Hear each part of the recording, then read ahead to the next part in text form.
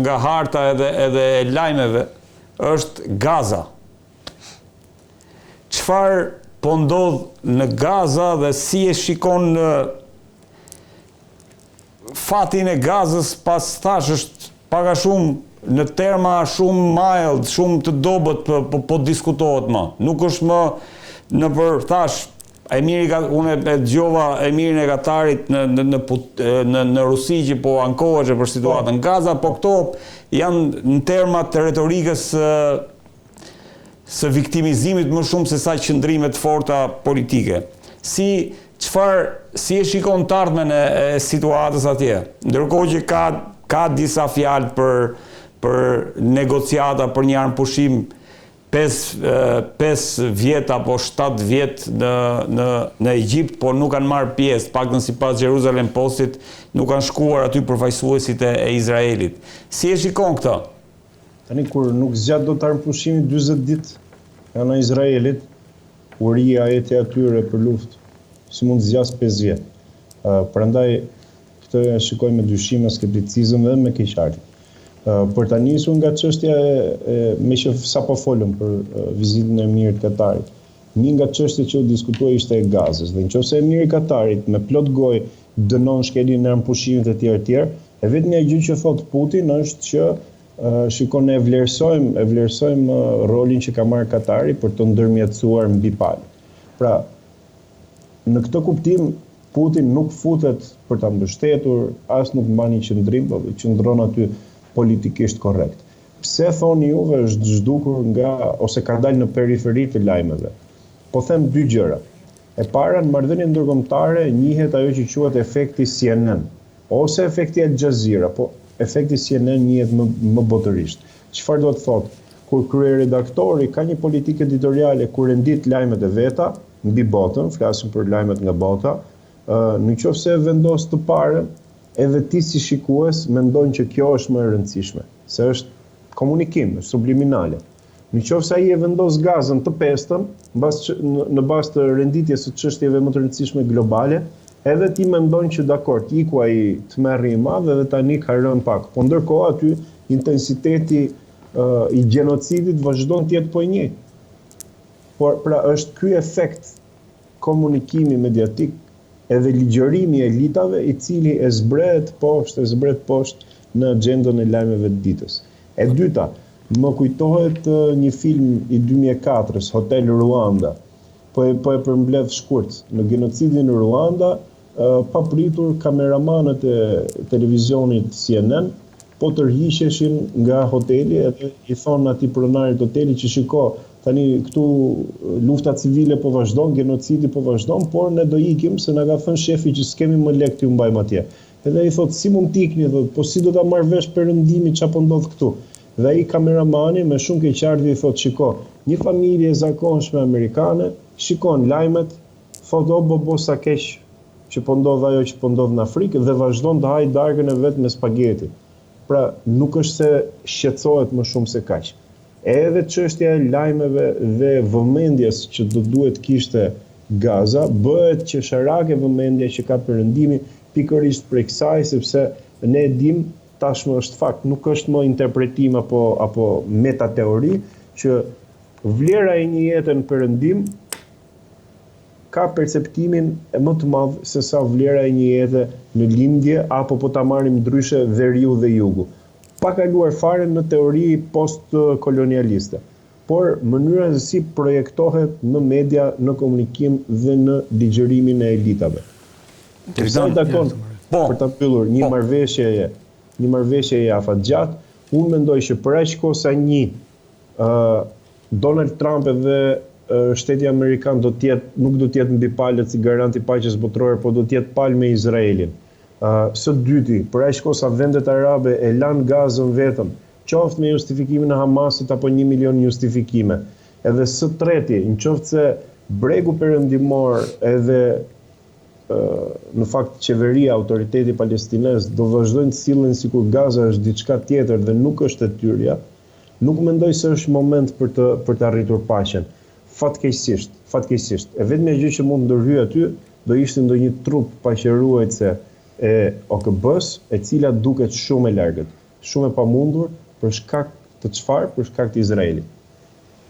Dritan, e njëjta pyetje, ndërkohë që po negociohet, sot në fakt mi vrau syt një lajm te Al Jazeera që thonë po pengohen që të hyjnë Gaza dhe vaksinat për poliomelitin. Domethënë rrezikojnë 600.000 fëmijë aty për shkak të pasojave që lë kjo smundje, rrezikojnë që jo rrezikojnë jetën, por rrezikojnë që të kthehen në invalid për shkak të kësaj. Pra ajo që po ndodh atje është nuk ka Ishin fjalët e fundit që tha Papa se po ndërhyj Paleri kur po ndjesë. Ishte fjalët e fundit që tha para se të vdiste tani. Këto ishin.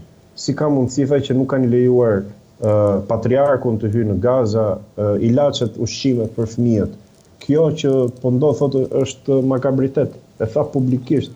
Nuk ka politikisht korrekt aty. Papa ishte me viktimat e gjenocidit. Për këtë para shumë janë gjithë dakord Dritan, por çfarë do ndodhë? Si po ndodhë, ne po themi çfarë do ndodhë. Pra si do zgjidhet kjo situatë, sepse nuk është në tavolinën e... Do të kemi gjë parasysh, po ndodhë asgjësimi gradual i kësaj popullate. Pra ky ka qenë plani prej vitit 1948 i shtetit genocidial izraelit.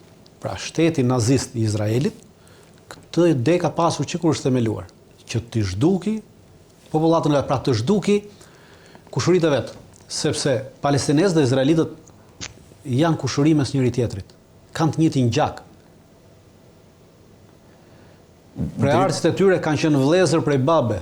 Pra preartësit e parë të atyre dy popujve në atë vend kanë qenë vëllezër prej babe. Dritan, pyetja ime është pse nuk është kjo çështje në tavolinë midis SBA-s edhe Rusisë? Nuk ajo që kemi diskutuar gjithmonë... Ne nuk e dim është apo s'është kjo çështje në diskutim midis SBA-s dhe Rusisë. Po s'ka asnjë projeksion... Tjetë në tavolinë. Pavarësisht se nuk ka projeksione. Duhet kemi një gjë parasysh, që kemi dy gjëra. Pra të vim pak ajo që tha Brendan pak më parë, te çështja e komunikimit të lajmit. Pra në momentin që ti e bën gjatë gjithë kohës lajm bam, mund ta detyrosh njërin palë, e cila është Izraeli në këtë kohë, që të mbajë një qendrim të patërhequr. Sepse do duket sikur në atë momentin pra për shkak po bie nën presionin ndërkombëtar, po bie nën presionin e mediave, po bie nën presionin gjithçka dhe unë nuk të riqem nga pozicioni që kam, edhe pse brenda shtetit izraelit mund të ketë grupe, njerëz, individ me fuqi politike dhe ka që thonë që stop, duhet ta ndalin këtë që po bëjmë. Por pjesa tjetër që ka pushtetin thotë jo për arsye se do të duket si një tërheqje dhe po patëm një tërheqje në këto raste, atëherë neve duke qenë se kemi problem me gjithë vendet arabe, kjo do të ishte një thyrje politikës sonë dhe do të thoshte një hap mbrapa të cilin nuk do mund ta rikuperonin më të nesmen. Dhe çfarë? Dhe unë mendoj që po luhet në aspektin global që nuk flasim më për çështjen e Gazës dhe ndërkohë aktorë të ndryshëm vazhdojnë bisedojnë. Pra kemi mendon se aktorët po pra shkak se aktorët vazhdojnë, pra Pardje ka pasur biseda në Egjipt për bisedim me kësaj dhe Hamasi deklaron që Egjipti deklaron që Hamasi ka rënë dakord që ka hequr dorë edhe nga qeverisja e Gazës në rast se arrihet një paqe e qëndrueshme, pra në rast se Izraeli firmos një paqe të qëndrueshme. Dhe për këtë paqe ka garant, pra Hamasi tashmë kërkon garant për këtë paqe. Hamasi ka hequr dorë nga qeverisja e Gazës dhe pranon të japi atë grupeve, pra një konglomerat grupesh teknike. Ka përshtathuar pra një qeveri teknike që ta udhëheqë, pra ne nuk marrim pjesë. Dhe kjo egjiptianët deklarojnë që është një arritje e madhe, sepse deri di Hamasi ishte dorë nga qeverisja. Dhe tashmë jemi në këtë pikë, po thonë. Pra, do të thotë që bisedimet kanë ecur, sepse unë mendoj që është më kollaj të ecin bisedimet për sa kohë çështjet nuk janë në top agjendën ndërkombëtare, në majt agjendës, sesa kur bien poshtë. Pra vim te ajo komunikimi, pra për sa kohë ti e mban komunikimin lart, e mban lajmin lart, askush në asnjë palë nuk të riqet, se të dyja palët duan të dalin fitimtare. Në momentin që pa lajmi humbet në një caktuar, pavarësisht se ka dëme të mëdha për arsye se nuk merr vesh kush çapo ndodh, por realiteti është që si ti jetë lajmi lart, si ti lajmi poshtë, genocidi ka vazhduar me të njëjtin intensitet. Pra nuk kemi ndryshim të genocidit, edhe kur lajmin e kishim në lajm të parë, edhe kur lajmin e kemi të fundit, niveli i genocidit, pra intensiteti i genocidit nuk ka ndryshuar. Unë mendoj që bëhet në këtë mënyrë për t'i lënë në këtë rast Izraelit mundësi që në moment nesër të pranojë një tërheqje nga pozicionet e veta, por pa humbur atë fytyrën e vet cilën do kërkon ta shpëtojë me patjetër, pavarësisht se nuk ka më fytyrë në këtë genocid, po thjesht do një fytyrë politike në rajon. Dhe prandaj po luhet kjo. Dhe fakti që Egjipti deklaron që kemi bërë përparime në këto bisedime dhe i është lënë Egjiptit tashmë e ka marrë këtë ndërmjetësim direkt, Dhe ka filluar le të shpresojmë po thua. Dje Egjipti ka nënshkruar një marrëveshje me autoritetin palestinez dhe ka filluar për të stërvitur diku të rreth nga 1.000 deri 10.000 qytetar palestinez mbi stërvitje të policimit në komunitet, pra çështje policie për të qeverisur Gazën, për të përdorur në Gaza pas përfundimit të konfliktit. Pra jemi në kjo do thotë që kemi pasur ka një projekt. Ka një projekt, derisa ata kanë nënshkruar marrëveshjen dhe do të harxojnë larg parat. Dhe këto para, Egjipti nuk ka para për atë punë. Pra ti ndjen që këto para japin Shtetet Bashkuara të Amerikës ose jep dikush tjetër, se Egjipti nuk ka para për tilla gjëra. Po. Sepse është në ndihmë ekonomike. Dhe derisa kështë nënshkruar kjo dhe po vazhdon, do të thotë që kanë ecur bisedimet. Pra kemi edhe palët, pavarësisht se nuk deklarohen në këtë rast as amerikanët as rusët, unë mendoj që nën tavolinë vazhdojnë diskutimet për ta ndalur sepse genocidi në Gaza, pra vrasjet, ky krim që po ndodh në Gaza, pra ky genocid që i përngjet genocidit të luftës së dytë botërore, që bën gjermanët dhe i përket dhe i përngjet me genocidin që serbët bën në Bosnjë. Pra kjo ja çorri fytyrën dhe maskën e atij humanizmit gjithë këtyre superfuqive botërore, të cilat pretendonin se ishin për të ruajtur stabilitetin global, pra ato s'ka asnjë stabiliteti, pra ato lejuan këtë genocid, ato e humbën kapacitetin e asaj që quhet për të ruajtur stabilitetin dhe paqen në botë. Pra tashmë ato nuk janë më vende paqëruajtëse. Dhe unë mendoj që do duan sërish autoritetin botuar. Absolutisht, dhe duan ta rivendosin të autoritet si vende paqëruajtëse, pra të arrin në një arpushim i cili nesër do të ketë garanci, sepse arpushimi i parë nuk kishte garanci. Arpushimi i parë ishte arpushim ndërmjet palëve, po pa garanci. Dhe tashmë mendoj që palët kërkojnë garanci dhe garanci tashmë këto do të jenë ose do të hyjnë amerikanët dhe rusët, ose dikush tjetër, ose Kombet e Bashkuara, pa do të ketë një garanci. Në moment që vendoset garancia, arrihet kjo dhe këto palë arrin deri diku, jo të shpëtojnë fytyrën, por t'i vënë fytyrës, e ke parasysh si punë atyre që kanë problemin në fytyrën me puçra të mëdha dhe pastaj vënë 1 kile llak për të hequr atë. Njëjtën gjë tashmë edhe këto ju është prishur ajo fytyra, por do të vënë sërish atë llakun, pra ju duhet që ta vënë atë llakun për të paraqitur para nesh që si sa të bukura janë dhe si sa të mira janë, ndërkohë që realiteti janë që janë katastrofë që kanë me këtë. Brendon, një fjalë të fundit dhe të falenderoj për kohën se fundit nëse ke një koment fundit për këtë që diskutuam, nëse jo, po kam diçka më njerëzore, se ne këto 12 orët e fundit kemi fjetur, jemi zgjuar, kemi ngrënë mëngjes, jemi nisur për punë, jemi duke folur nga ca studio komode, ndërkohë Izraeli ka bombarduar, ka vënë zjarrin një familje, kanë humbur jetën të 11 anëtarët e asaj familje. 25 veta në 24 orët e fundit, ne s'kemi asgjë në dorë për të bërë. Brendon, të falenderoj. Gjithë mirë. Kënaqësi gjithë pata, si gjithmonë. Të falenderoj shumë. Ndërkohë, Dritan, kthehemi pak tek situata në Ukrainë. Për herë të parë kemi Vladimir Putin, i cili angazhohet apo hedh në tavolinë një mundësi diskutimi bilateral me Ukrainën. Si po ecën mendon deri tani paqja, mundësia për një armpushim, sepse pas armpushimit që u bë për Pashkët për Pashkët nuk ishte armpushim të marrëveshje, ishte një armpushim i njëanshëm. Ishte i njëanshëm i deklaruar nga Rusia, nuk ishte marrëveshje për Pashkët, armpushimi. Si e lexove si armpushim? Se pse nuk u bë fjala vjen në Pashkët? Është një përdorim politik i kësaj raste për të ardhur në ndihmë. E para, për të ardhur në ndihmë Donald Trumpit, pra për t'i krehur atij atë egon që shiko kërkesat e tua për këtë ne jemi të gatshëm, pra ato që thotë që po palët nuk po tregojnë qasje drejt paqes, dhe rusët në këtë rast e kapën këtë lojë dhe e lozën bukur, pra shiko ne jemi për paqe, ne bëjmë edhe armpushim të njëanshëm, pra nuk kemi nevojë pra disa orë, disa ditorë, nuk është problem, e bëjmë të dhe e bën.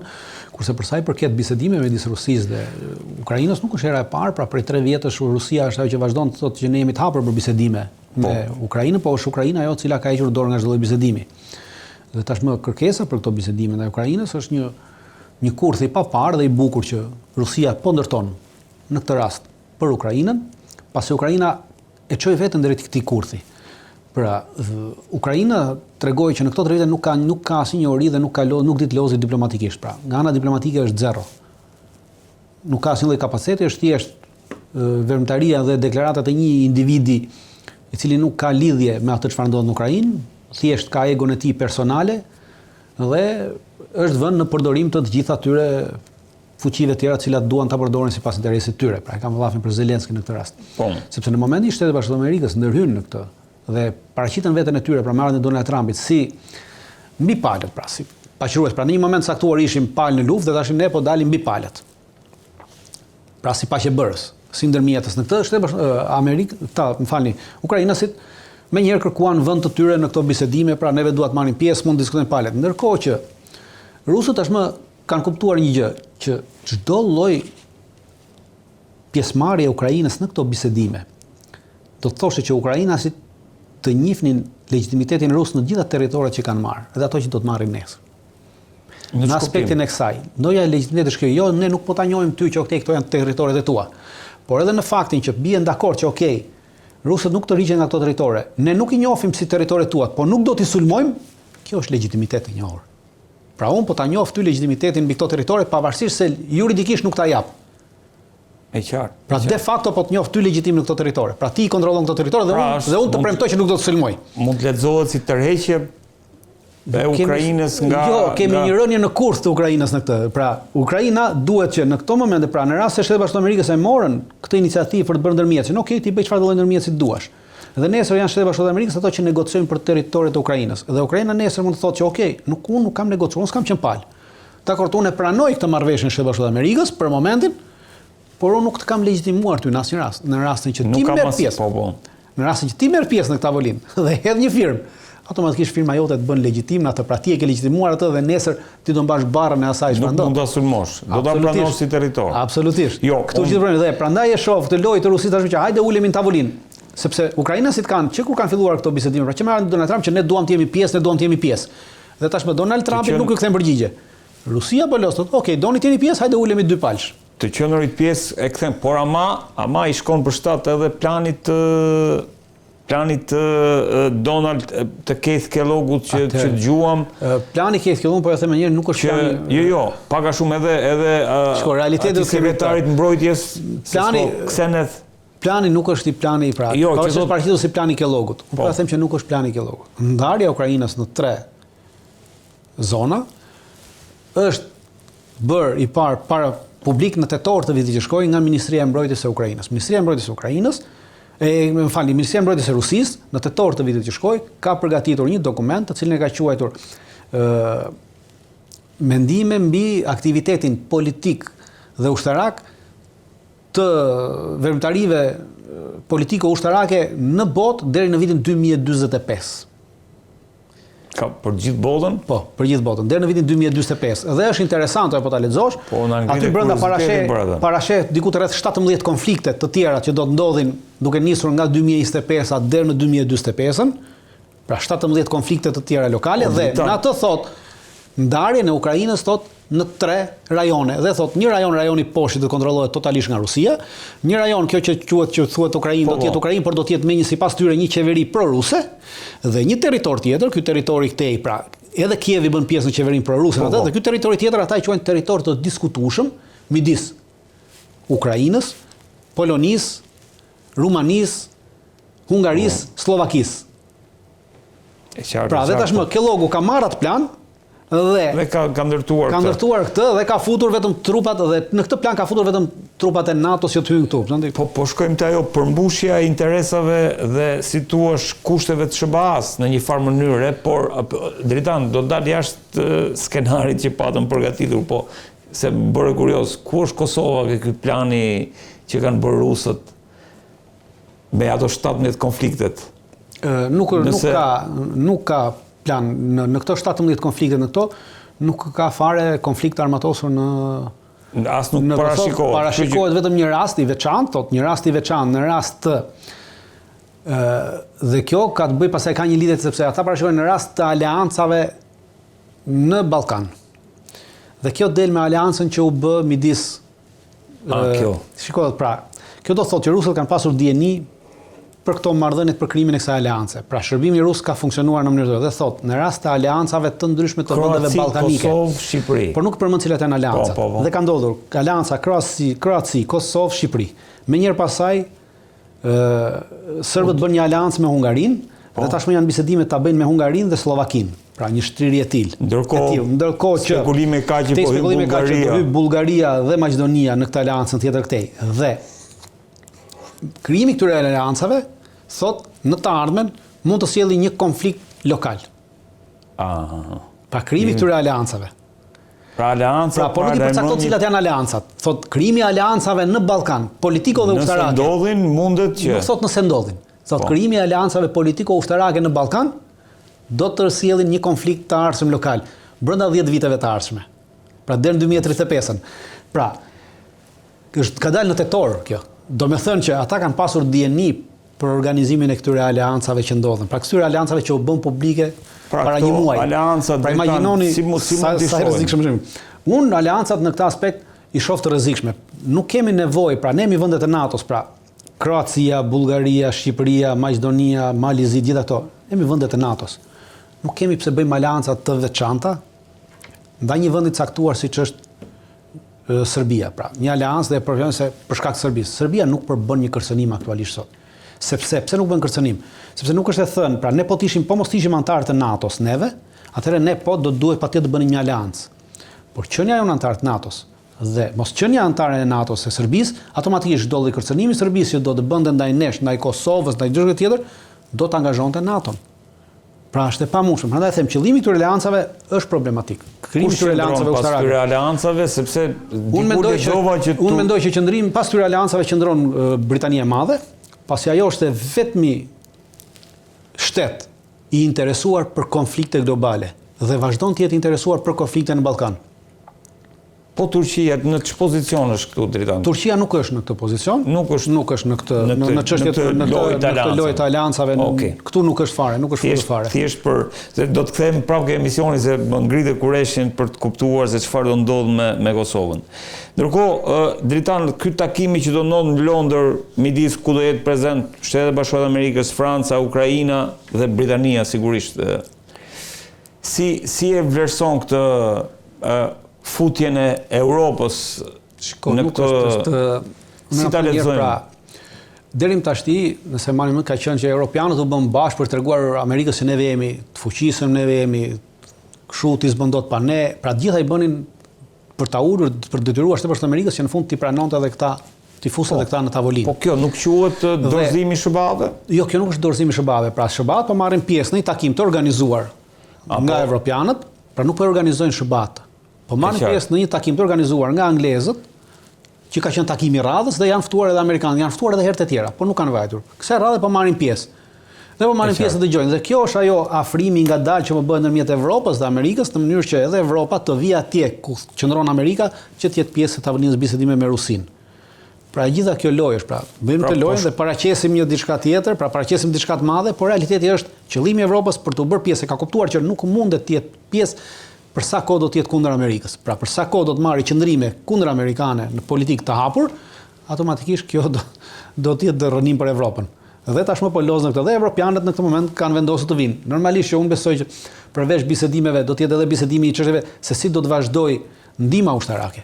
Sepse deri më tashti ndihma ushtarake e Shtetit Amerikës për Ukrainën është vetëm ajo ndihmë ushtarake që është miratuar nga administrata Biden. Administrata e amerikane që ka ardhur nuk ka firmosur asnjë dokument për dhënien e asnjë fisheku deri më tash. Asnjë fishek nuk ka dhënë Trumpi për Ukrainën. Pra, dhe duke qenë se kapacitetet po mbarojnë, pra prit si do të vazhdojë kjo. Pra unë besoj është një bisedim i ngushtë për të sqaruar gjërat, pra dhe janë vendet kryesore, pra dhe keni gjë parasysh që këtu nuk është ftuar Gjermania, pra Gjermania nuk merr pjesë në këtë takim. Po, kjo të falenderoj që e solle. Pra, kjo është gjë më interesante.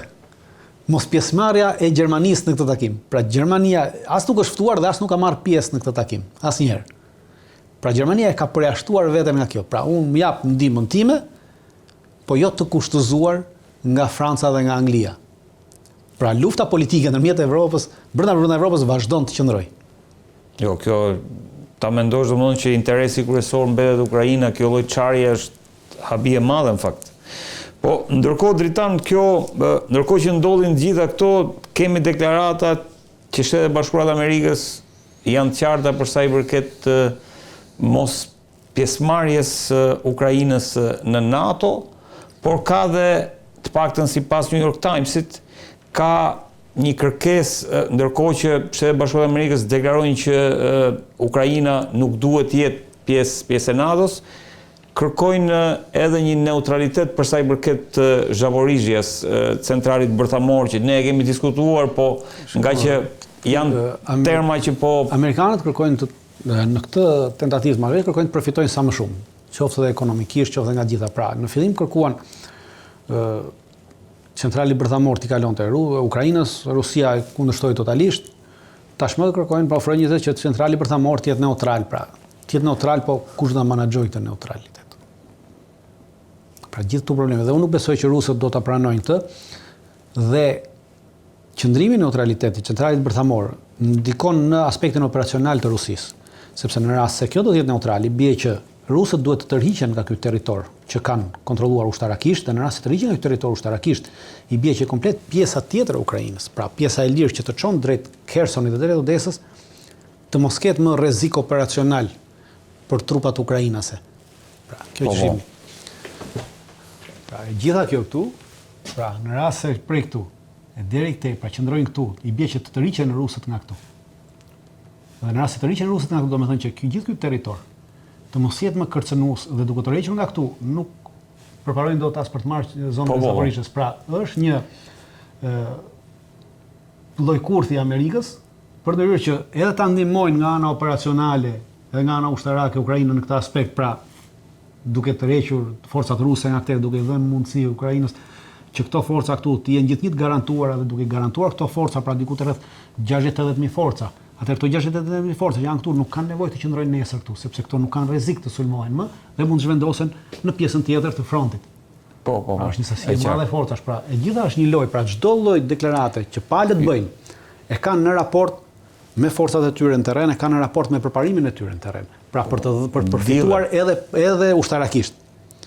Pra nuk është se kanë edhe unë nuk mendoj që do të realizohet ajo. Nuk mendoj që rusët do ta pranojnë sepse kanë hedhur poshtë edhe më përpara çështjen e Zaporizhës, sepse Zaporizhja është kryesore për përparimin e rusëve drejt Odesës, pasi Odesa është destinacioni final i Rusisë dhe është vetmja mënyrë që Rusia mund të deklarojë nesër fitore në gjithë këtë luftë. Më kujtove një shkrim që lexova, Trumpi kërkon marrëveshje, Rusia, Putini kërkon fitore dhe mendoj që po shkon, domthonë interesi është i panegociueshëm, interesi për fitore. Në këtë pjesë të Odesës këtu. Pra komplet kjo pjesë e Odesës këtu derdhet Danubi. Danubi derdhet këtu. Po.